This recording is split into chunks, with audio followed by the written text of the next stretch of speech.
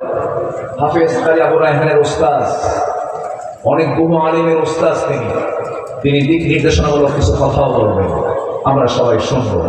আমি আহ্বানটা আগিয়ে রাখলাম, এই জন্য হয়তো অনেকে বলে যেতে পারে, এই জন্য বলে রাখলাম। আমার আলোচনার মধ্যে দিয়ে মাহফিল শেষ হচ্ছে না, এরপরও তাদের সাংস্কৃতিক অনুষ্ঠান আছে, সবাই দেখবো আমরা, জোরে বলি ইনশাআল্লাহ। সম্মানিত ভাই, আল হেরা শিক্ষা পরিবারে সেখানে সাংস্কৃতিক একটা অঙ্গন আছে, সেখানে তেলাওয়াতের অঙ্গন আছে, গজলের অঙ্গন আছে, সেখানে ইসলামী সুস্থ বিনোদনমূলক নাটক হয়, সবকিছুই তারা রেখেছেন তাদের প্রতিষ্ঠানে। এগুলো সব আজকে ডিসপ্লে হবে, এসার পর সবাই থাকবেন, আল্লাহ কবুল করুন, জোরে বলি আমিন। তিনটা কাজে লস নাই, বলেন তো কয়টা কাজে লস নাই? তিনটা কাজে। নাম্বার 1 হলো আমরা তেলাওয়াত করব কার কালাম? আসতে বলবেন না, কার কালাম তেলাওয়াত করব? আল্লাহর কালাম। আল্লাহ রাব্বুল আলামিন তার কালামকে তেলাওয়াত করতে বলছেন, কোনো লস হবে না। নাম্বার 2 হলো ওয়া আকামুস সালাতা ওয়া আনফাকু মিম্মা রাযাকনাহুম সিররান ওয়া আলানিয়াতান ইয়ারজুনা তিজারাতান লান তাবুর। জোরে বলি আল্লাহু আকবার। নাম্বার 2 হলো নামাজ যারা কায়েম করবে, সালাত যারা কায়েম করবে, তাদের সেই কাজে কোনো লস নাই।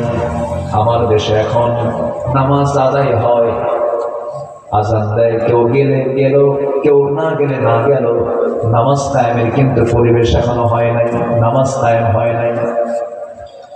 নামাজ আদায় হয়, সমাজের কিছু স্থানীয় লোক আছেন যারা মুসলিম পরিবার, যারা ইসলামী চেতনা লালন করেন, বিশ্বাস করেন, বলেন আমরা ইসলামটাকে মানি, কিন্তু তারা ইসলামকে শুধু ব্যক্তিগত জীবনে মানতে চান, সমাজ জীবনে মানতে চান না, রাষ্ট্রীয় জীবনে মানতে চান না।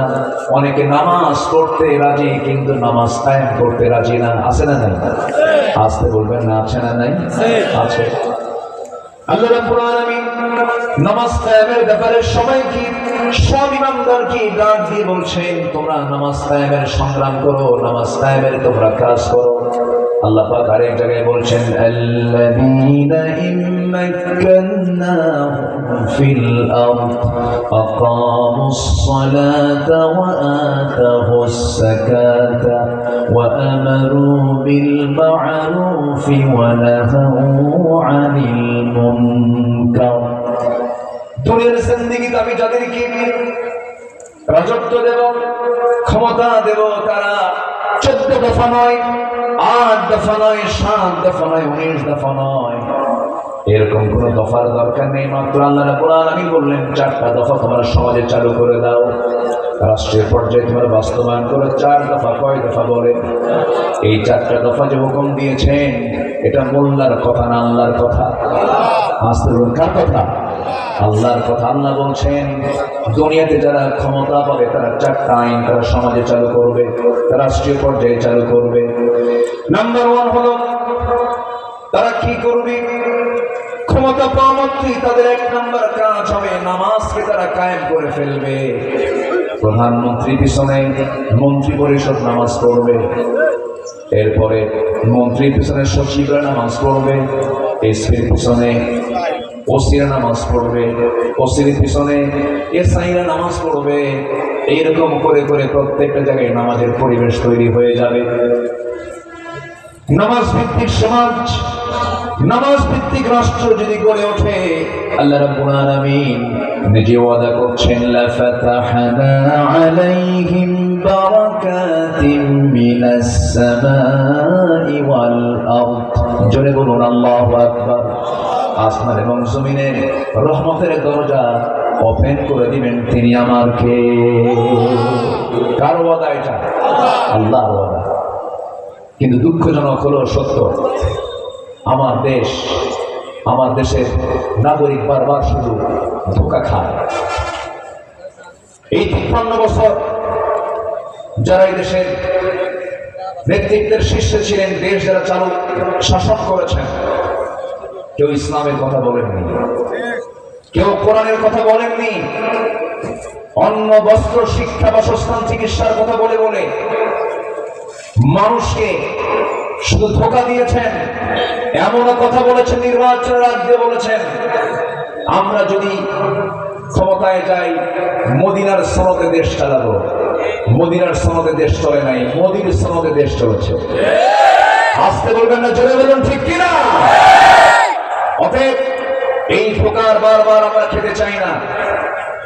যা দেখেছি আমরা আর দেখতে চাই না এই চিত্র।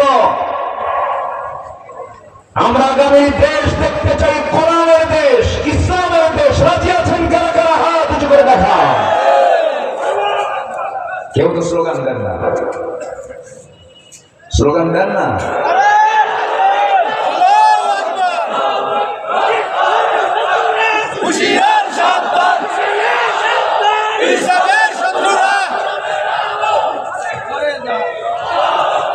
আল্লাহ কবুল করুন, জোরে বলে আমিন।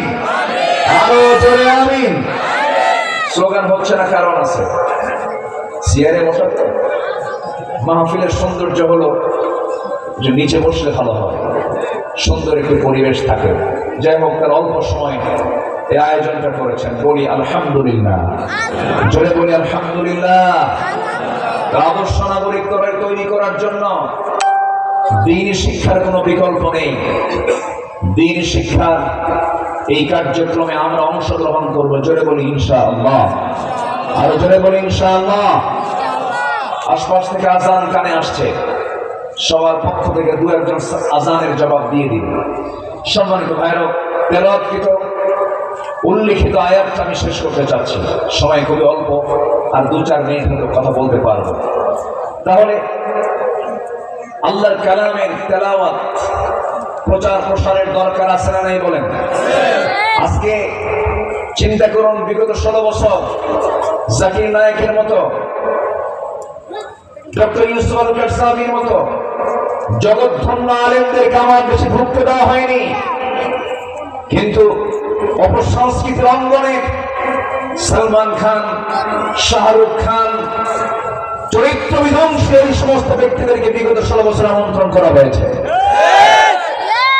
আমরা সুন্দর করে দেশকে সাজাতে চাই, কারো তৈরি করা কোনো বিধান দিয়ে নয়। আমরা কি দিয়ে সাজাতে চাই? এই জন্য শিক্ষার বিপ্লব ঘটাতে হবে। কিসের বিপ্লব? শিক্ষার বিপ্লব ঘটানোর একটা অনন্য মাধ্যম এই প্রতিষ্ঠানগুলো। আল্লাহ তাআলা এই প্রতিষ্ঠানগুলোকে কবুল করুন, জোরে বলি আমিন। আমার ভাইয়ের উৎসাহে আমি নিজেও একটা ভাঙ্গাচোরা প্রতিষ্ঠান এবার শুরু করেছি। দোয়া করেন আল্লাহ তাআলা আমার প্রতিষ্ঠানকেও যেন কবুল করেন, জোরে বলি আল্লাহুম্মা আমিন। সম্মানিত ভাইরা, নামাজ কায়েমের সংগ্রাম করা, আল্লাহর কালাম তেলাওয়াত করা, আর নাম্বার 3 হচ্ছে গোপন এবং প্রকাশ্যে কার পথে খরচ করা? আস্তে কার পথে খরচ করা? আল্লাহ রাব্বুল আলামিন বলেন, এই 3টা কাজ যদি করতে পারো, আমি আল্লাহ রাব্বুল আলামিন নিজে বলতেছি, আমি তোমাকে জানিয়ে দিচ্ছি, শুনে রাখো। ইন্নাল্লাযীনা ইয়াতলুনা কিতাবাল্লাহ ওয়া আকামুস সালাতা ওয়া আনফাকু মিম্মা রাযাকনাহুম সিররান ওয়া আলানিয়াতান ইয়ারজুনা তিজারাতান লান তাবুর। এই 3টা কাজ যদি করতে পারো, আশা করা যায় কখনো তোমাদের ব্যবসায় লস হবে না। জোরে বলি সুবহানাল্লাহ। আল্লাহ তাআলা এই উক্ত আয়াতের উপরে সবাইকে আমল করার তৌফিক সবাইকে দান করুন। জোরে বলি আল্লাহুম্মা আমিন।